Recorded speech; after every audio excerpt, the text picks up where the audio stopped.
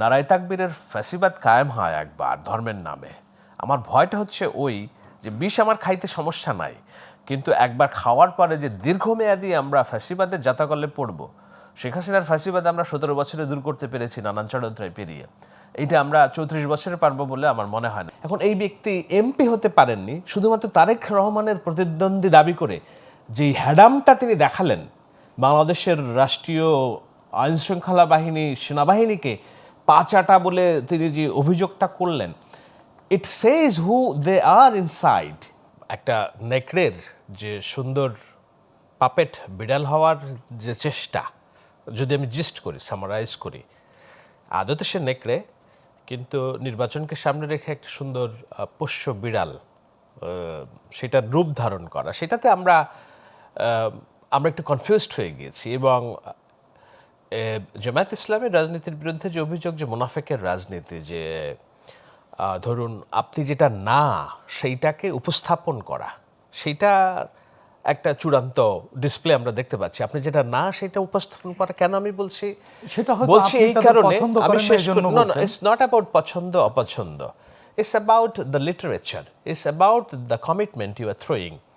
জামায়াত ইসলামীর লিটারেচার, গঠনতন্ত্র, সেই গঠনতন্ত্র কি বলেছে যে সে একটা সেকুলার স্টেট প্রতিষ্ঠা করবে? তারা চেঞ্জ করেছে। নো, জামায়াত ইসলামীর যে রোকন হয়, যে নিয়োগ হয়, সমর্থক হয়, সেই সমর্থক নিয়োগের প্রধানতম ওয়াদা হচ্ছে আল্লাহর দ্বীন প্রতিষ্ঠা করা। দোষের কি? দোষের কি? দোষ তো নাই, মানে এ পর্যন্ত তো দোষ দেখছি না। আল্লাহর দ্বীন প্রতিষ্ঠা করে, এটা ভালো দিক। দোষটা হলো তখন যখন নির্বাচনকে সামনে রেখে আপনি দ্বীন প্রতিষ্ঠার ওয়াদাটা আপনার সমস্ত জায়গা থেকে আপনি সরিয়ে ফেলেন, এবং যেই মানুষগুলোকে ওয়াদা করে আপনার রাজনীতির মতাদর্শে, আপনি যে বললেন মত এবং আদর্শ, মত আমি দিচ্ছি এটা মত, বাট আদর্শ কি? আদর্শ হচ্ছে আমি দ্বীন প্রতিষ্ঠা করব। সেই দ্বীন প্রতিষ্ঠার ওয়াদায় যখন আমি নাম লিখিয়েছি, শুধুমাত্র নির্বাচনী বৈতরণী পার হওয়ার জন্য যখন সেটা থেকে বিচ্যুত হয়, সেটা হলো আদর্শচ্যুতি। তো জামায়াত ইসলামী হলো এই আদর্শচ্যুতির রাজনীতিটা এখন করছে। এবং আমরা এতদিন জেনেছি যে জামায়াত ইসলামী করা এত সহজ না, ছাত্র শিবির করা এত সহজ না, অনেকগুলো বই টই পড়তে হয় না, ডিগ্রি ধরতে হয়। তো কৃষ্ণ নন্দী কি ডিগ্রি অর্জন করেছেন যে উনি, মেজর আক্তার কি ডিগ্রি অর্জন করেছেন যে ওনারা এই জামাত ইসলামী হতে পারলেন? দেখুন, আমি আমার নিজের কথা বলছি না, আমি একটু জামাতের সমালোচনা করি বেশি বলে হয়তো মনে করতে পারেন যে আমি বাড়িয়ে বলছি। আমি একটা সামান্তা শারমিন, যেই কারণে এনসিপির নেত্রী, যেই কারণে তিনি এনসিপি ছেড়ে চলে গিয়েছেন, তার একটা পোস্ট, ছবিটা দেখুন, উনি এই যে শিয়ালের ছবি, নেকড়ে, উনি অনেকগুলো ভেড়ার মধ্যে দিয়েছেন এবং বোঝানোর চেষ্টা করছেন যে শিয়ালটা আসলে ভেড়ার যে চরিত্র, চেহারা, সেটি ধারণ করেছে। এটি 3 দিন আগে যখন নারী বিষয়ে জামায়াত ইসলামীর কথাটা লিক হলো, তখন সে লিখেছে, শিয়াল যতই ভেড়ার ছাল পাড়ে ভিড়ে থাক না, ছাল পরে পালে ভিড়ে থাক না কেন, কোনো এক গধূলি বেলায় ঘটে মহা মুসিবত। আকাশ পানে মুখ তুলে একটা হুক্কো হওয়া ডাক ছাড়ার দুর্নমনীয় খায়েশ বেশি দিন সংবরণ করা যায় না।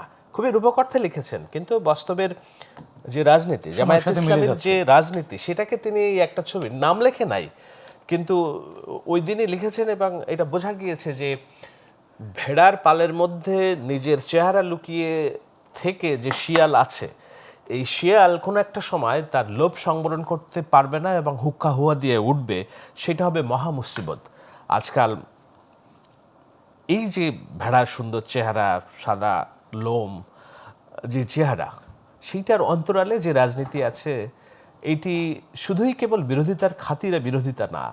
আপনি যদি নির্বাচনের আগে আপনার লিটারেচার পরিবর্তন, গঠনতন্ত্র পরিবর্তন করে যদি আপনি ওয়াদা করতেন, আমরা মানতাম, কিন্তু আপনি গঠনতন্ত্র আপনার জায়গায় আছে, সামনে থেকে আপনি একটা লেবাস ধারণ করে ইনক্লুসিভ সোসাইটি গঠন করার যে প্রচারণা চালাচ্ছেন, সেটা আপনার যে আদর্শ, সেটা আদর্শের পরিপন্থী।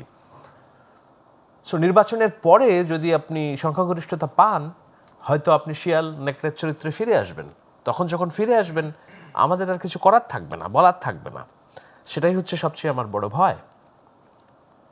তাহলে কি মানে তারা যে অসাম্প্রদায়িক রাষ্ট্র নির্মাণের কথা বলছে, এটি তাদের পলিটিক্যাল স্ট্যান্ডবাজি?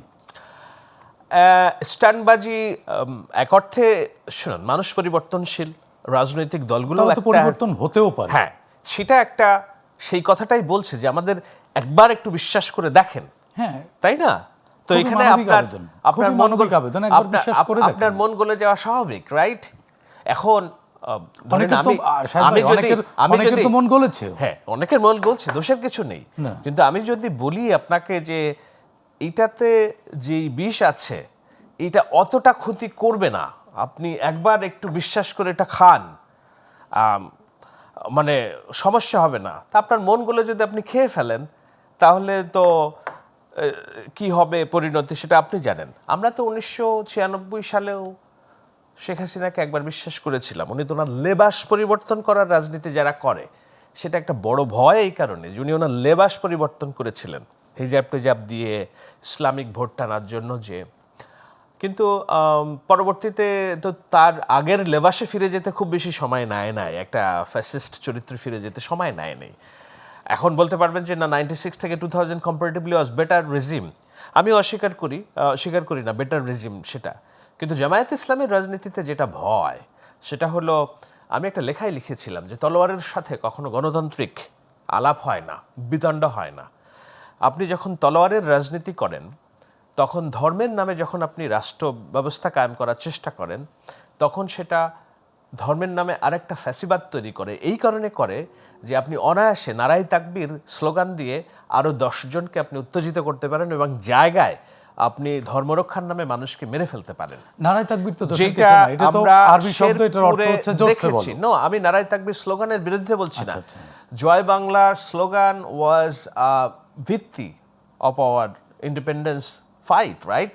কিন্তু জয় বাংলার নাম করে কিভাবে মানুষ পিটিয়ে মারা হয়েছে, তাই বলে কি জয় বাংলার স্লোগানের যে মুক্তিযুদ্ধের সময় মাহাত্ম্য সেটাকে রাষ্ট্রীয়ভাবে দলগতভাবে ফ্যাসিবাদ কায়েমের জন্য কত জঘন্য নিকৃষ্টভাবে ব্যবহার করা হয়েছে, তাই না?